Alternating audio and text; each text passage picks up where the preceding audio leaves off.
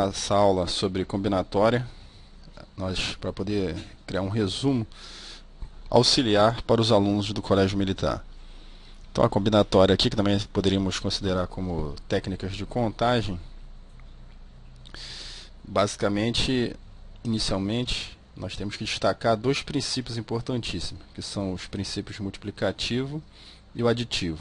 O princípio multiplicativo, nós poderíamos aqui destacar como sendo de grande importância, que se nós tivéssemos, por exemplo, aqui duas decisões, uma decisão dx e sucessivamente, né, uma decisão dy, você poderia tomar essas decisões dx e dy em sequência pelo produto das possibilidades de uma vezes as possibilidades da outra, ou seja, x vezes y. O outro princípio, o segundo princípio importante para podermos aí desenvolver a combinatória numerativa, seria o princípio aditivo, né? Que basicamente aqui nós temos que o número de elementos de A união B, dois conjuntos A e B, vai ser igual ao número de elementos de A mais o número de elementos de B.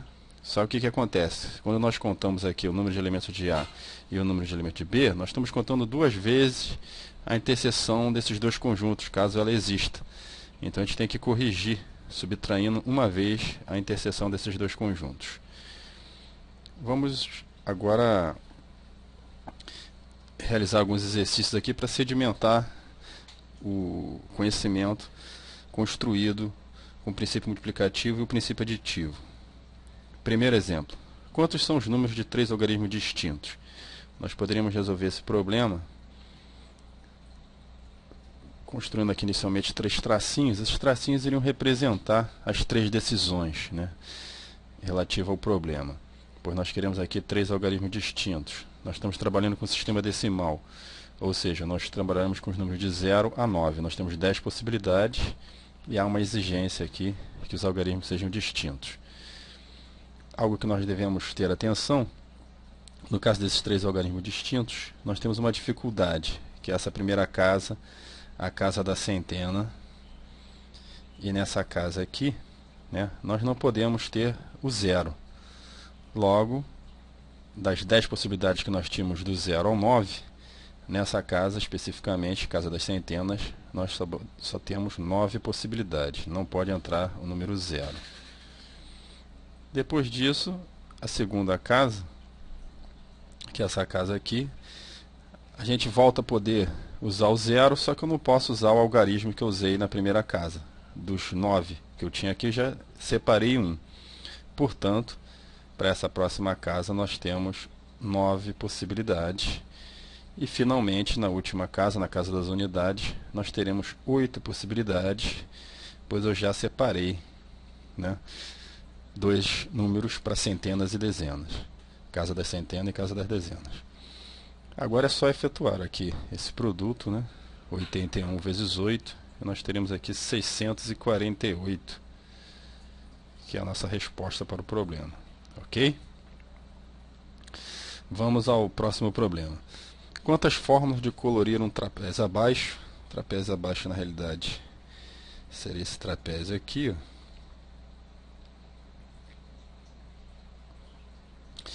Ele está dividido em 4 setores, ok?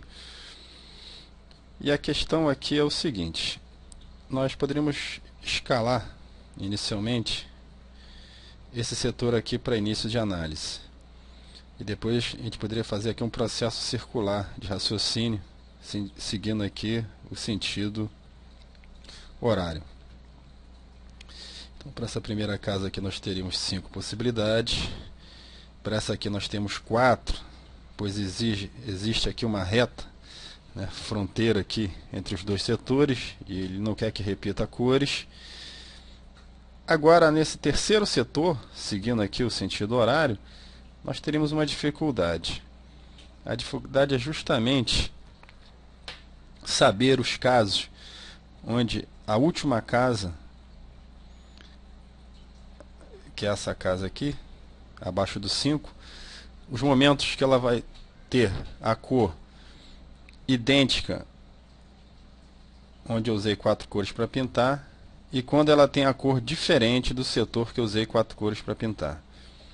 como eu não posso saber isso antecipadamente, a maneira de resolver esse problema é você dividi-lo em duas etapas. Então, como é que eu vou realizar aqui a solução? Em uma das etapas, eu obrigo, né, que esse setor que eu estou colocando aqui, o número 1, tenha a mesma cor do setor que eu usei 4 cores. E na outra etapa, eu obrigo que esse setor abaixo do 5 tenha cor diferente do setor que eu pintei, que eu utilizei uma das 4 cores aqui para pintar. Com isso, agora finalizando aqui, eu usei 5 cores, usei 5, usei 4, aqui eu usei a mesma cor do que eu pintei inicialmente aqui, que eu utilizei 4 cores para escolher uma para poder pintar. E aqui 5 cores, 4, só que eu obrigo que esse setor aqui tenha a cor diferente do setor que eu usei, que eu escolhi uma das 4 cores para pintar. A finalização aqui então seria o seguinte: esse setor aqui eu posso usar 4 cores, e nesse setor aqui eu posso usar 3 cores.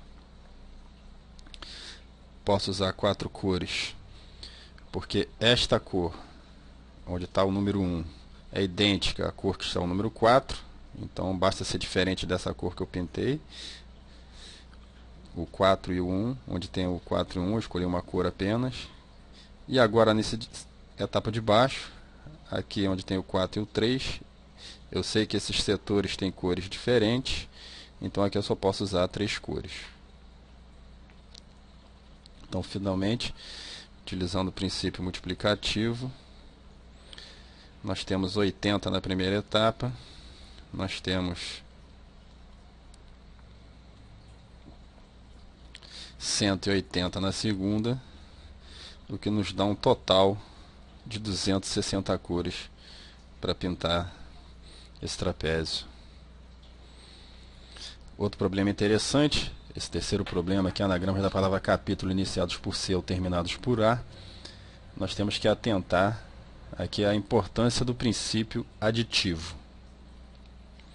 Então nós temos aqui 8 letras, então nós teremos 8 decisões a serem tomadas, mas logo de cara a gente pode observar que esse problema acontece o seguinte: os iniciados por C, os terminados por A, a decisão é única, né? Eu amarrei que o A esteja no final, aqui a decisão é única porque eu amarrei que o C esteja no início. Só que é fácil perceber que quando estamos calculando esses anagramas que começam por C ou terminam por A, há interseções, né? Quando eu calculo todos aqueles que começam por C, eu estou contando também alguns casos que começam por C e terminam por A. Assim como quando eu determino todos que terminam por A, eu também estou calculando aqueles que começam por C e terminam por A. Aqui, no primeiro caso, utilizando o princípio multiplicativo, é fácil perceber que o resultado é 7 fatorial. É análogo àqueles que terminam por A, também é 7 fatorial. E agora aqui eu vou ter que descontar uma vez a interseção, porque eu contei ela 2 vezes nos casos que nós analisamos em cima.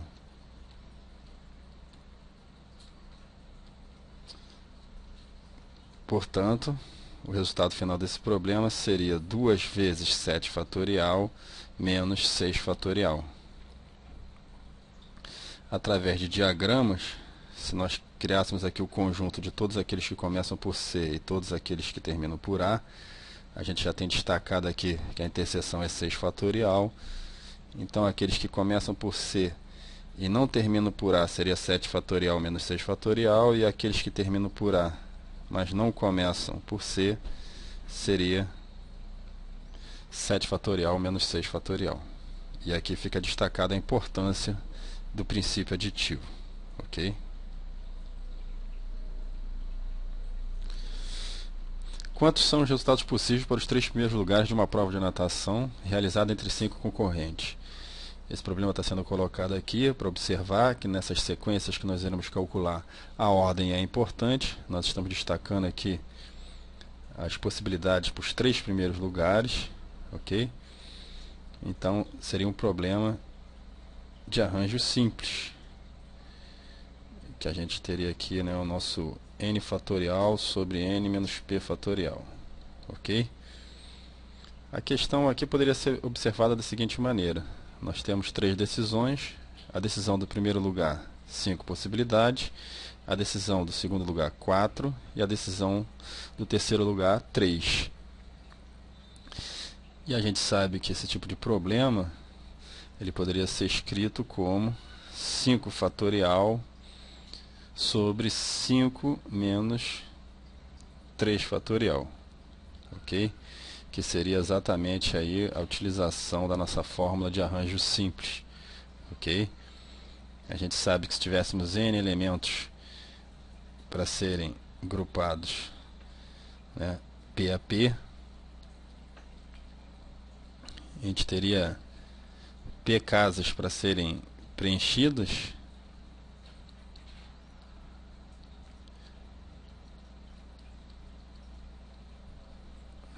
aqui nós teremos P decisões,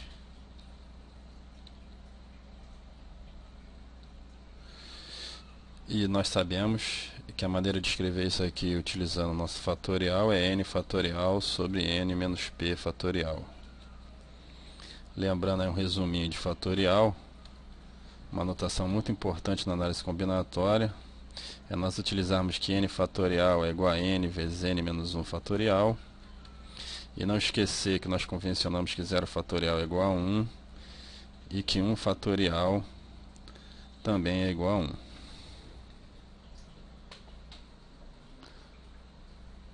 Esse próximo problema aqui, nós queremos escolher comissão de 3 alunos numa turma que contém 20. A grande diferença desse problema para o anterior é que, nesse caso, a sequência dos alunos não é importante. José, Marcos e Luiz seria o mesmo grupo de Luiz, Marcos e José. Logo, nesse caso, a gente vai usar combinação simples de n p a p, cuja fórmula é essa aqui: n fatorial sobre n menos p fatorial, p fatorial. Nós podemos destacar aqui que esse n fatorial sobre n menos p fatorial desculpa, é exatamente a fórmula do arranjo, só que aparece essa novidade aqui, esse p fatorial dividindo. Qual é a função desse p fatorial dividindo, que aparece aqui no denominador? É justamente corrigir o problema da ordem, pois os elementos que trocarem de posição dentro da sequência p não vai tornar uma sequência nova. No nosso problema específico aqui, nós estamos combinando 23 a 3. Será então 20 fatorial sobre 20 menos 3 fatorial, 17 fatorial, 3 fatorial, que vai nos dar 20 vezes 19 vezes 18 vezes 17 fatorial. Eu simplifico aqui o 17 fatorial, 3 fatorial é igual a 6. Simplifico aqui com 18. Nós teríamos então aqui 57 vezes 20, que nos dá 1140.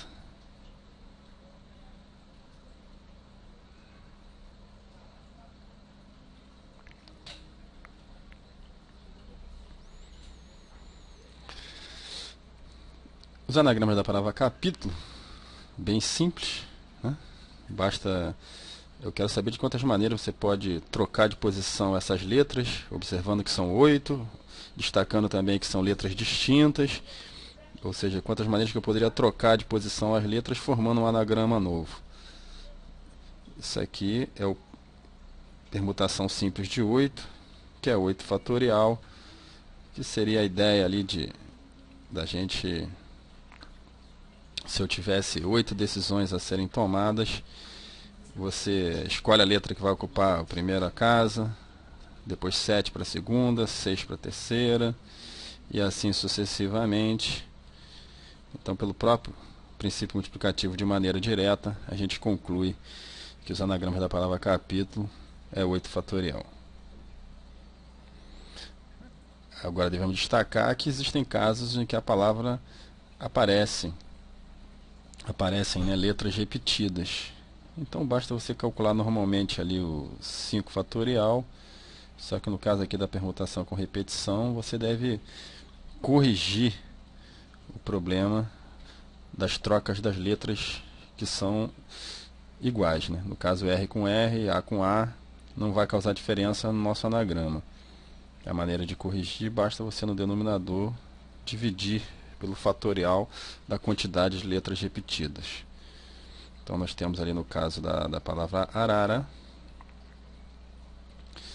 nós identificamos ali que existem 10 possibilidades, né? Ou seja, 10 anagramas que podemos construir com a palavra arara. A permutação com repetição é um conceito bastante interessante, importante, e nós pegamos aqui uma observação nas soluções inteiras não negativas dessa equação x mais y mais z igual a 8, e uma maneira que nós poderíamos associar a ideia da permutação repetição com esse problema é, no lugar do sinal positivo, a gente representar por barras, e o 8 a gente representa por 8 bolinhas. Quando a gente faz esse desenho, a gente poderia entender a maneira de criar sequências com esses desenhos, de ordenar essas bolinhas e essas barrinhas como uma permutação, onde eu tenho 8 mais 2, 10 elementos, 2 barrinhas e 8 bolinhas, só que aparece 8 bolinhas repetidas e 2 barrinhas repetidas. Ok? Então seria aqui o 10 vezes 9 vezes 8.